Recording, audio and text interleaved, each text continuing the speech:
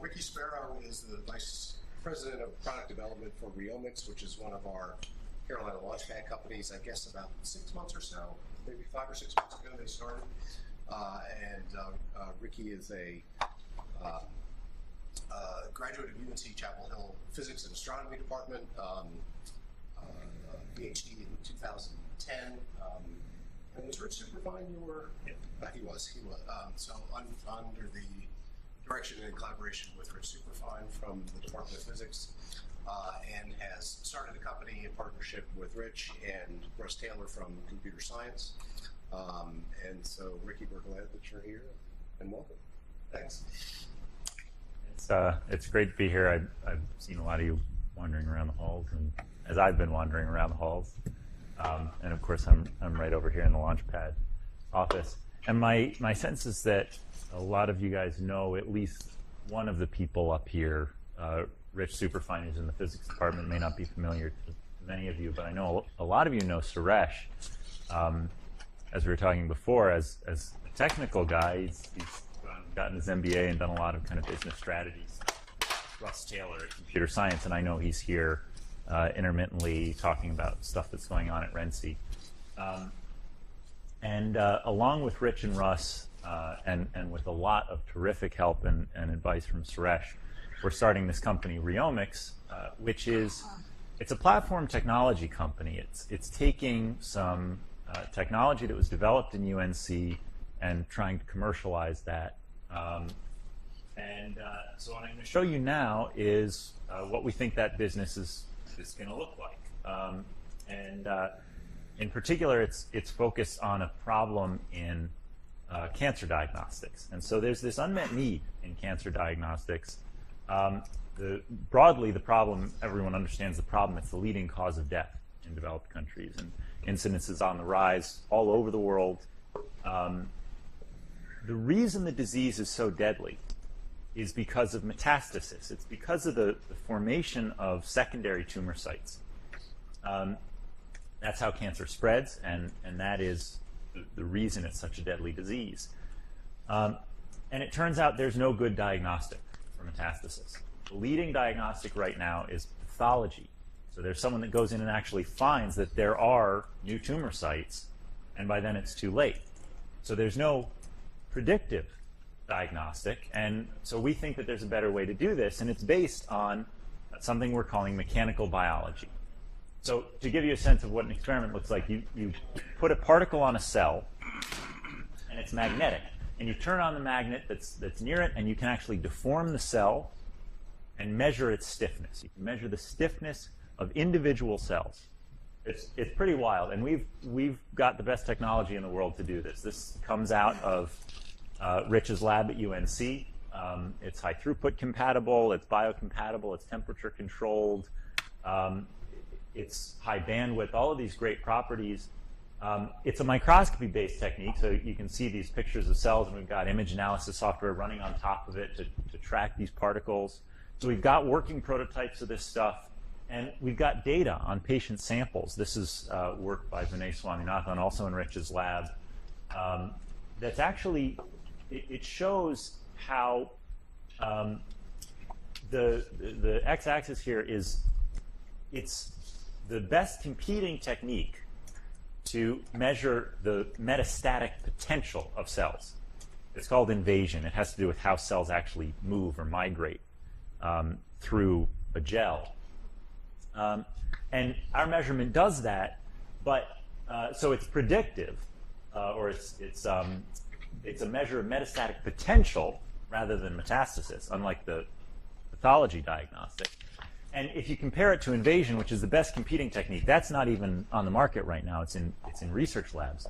It takes 60 seconds, not 24 hours. And the business here is looking at a $2 billion tissue diagnostics market for cancer. So we think there's a really big opportunity here. And we want to build, to capture that opportunity, what we're calling a mechanical biology company. So we want to be the leader in using mechanical biology for diagnostics. And we also are going to be building tools that we want to have be the tool of choice in drug discovery and in various areas of biological research. where we think this is really powerful stuff. So our expertise on the technical side is in things like automated imaging, in real-time systems, in microscale manipulation, this actual small-scale pulling.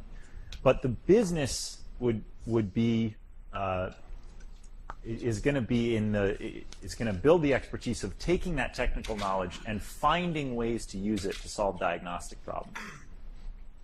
And in the process of doing this, we think we're also going to be able to build tools that fuel scientific discovery, and that will, because of that new scientific work, actually open up new avenues for the diagnosis and treatment of disease with our tools. We have some patents filed through the university, some granted and provisional, and we've got working prototypes. There's about $1.5 million that's gone into creating all of this technology and improving it over the last few years, and it's being used at Harvard, at Maryland, and we've brought collaborators from all over the world to use this technology here at UNC. So what does it look like to turn it into a company? Well, there's a development roadmap, as with all technical things. And a diagnostic, when you look at it, is in kind of three parts. There's the imaging platform, there's the consumables, and there's a force system. And when we looked at how to do this, we spent about a year trying to understand what it was going to mean to build this business in an efficient way. And we came up with something that looks like this. We build the imaging platform, then the consumables, then the force system, and we end up down here with the diagnostic. So we're trying to get down here. But we've got to build these three things, these three categories or product lines anyway. So why don't we sell them as they become available? And it turns out when we do it this way and in this order, we think we can build a much more capital efficient business by selling these things as we build them, as they become available. Our first product then is this imaging platform. It's an automated microscope that we're calling Scout. And we're very excited about it. We think it's a really exciting product on its own. And I'll talk more about that a little bit later. But we're looking to sell it in about a year. The other thing I want to stress is we have prototypes of all of those technologies. So we need to go through and productize them, but we already have prototypes of them. So what does the market look like where this company is going to operate? Well, I mentioned this $2 billion tissue diagnostics market. That's part of the larger, it's something like $35 billion cancer diagnostics market, which includes pathology and molecular diagnostics as well. And we think we've got a big benefit there. It turns out this is, as I said at the beginning, it's a platform technology, and so it has a lot of applications, potential applications. Another one is in coagulation diagnostics, which for various reasons we think is not the right place to begin. But that's, again, about a $2 billion market, and the technology has some particular benefits in these sectors of trauma and hemophilia, where there really aren't good tools. And the benefit there is that you can get the robustness, kind of the relevance of the measurement. It's a mechanical measurement called TEG, but you can do it in high throughput. You can do it much faster with our technique. So just to give you a sense of what the competition looks like, I'll just draw your attention to the cancer situation. The real current competitor is pathology. And the big benefit there is that our technique is prognostic. It can tell you about metastatic potential rather than the fact that metastasis has already occurred. It also has some benefits in terms of cost and speed because pathology tends to be more labor-intensive. But I also mentioned that our first product is Scout, this automated microscope, right? Just the imaging platform. And when we talk about trying to sell that, we need to make sure we understand what world that lives in. And it turns out the right place is in this imaging market. Again, this is a little bit bigger than $2 billion. And this is a very interesting market when we look at the strategy for the company as we start up, because this is what the competition looks like there. It's very highly concentrated. It's basically 4 companies. And you recognize a lot of these names probably from consumer cameras, certainly Olympus and Nikon and Leica. But those companies have stayed in business over the years through M&A. They've stayed dominant through mergers and acquisition. And so it represents a very interesting situation for us as we get started, that we have these 4 big competitors. It's highly concentrated, and they're committed in their infrastructure to building these really high-end optics systems, which it turns out are overserving huge portions of the biological microscopy space. And so we think there's an opportunity for what they call a disruptive innovation play, where you come in with technology that might not be in one category as high-end, but it nails the problem for some niche, and ideally a fast-growing niche, inside of that broader market. And we think mechanical biology is that kind of niche, and we think we know how to build the right product for them. So we think this is really interesting. And the fact that these companies have shown that they're willing to acquire other companies and to license technology and so on, we think that's really promising. So how do we actually get to market? Well, some details here.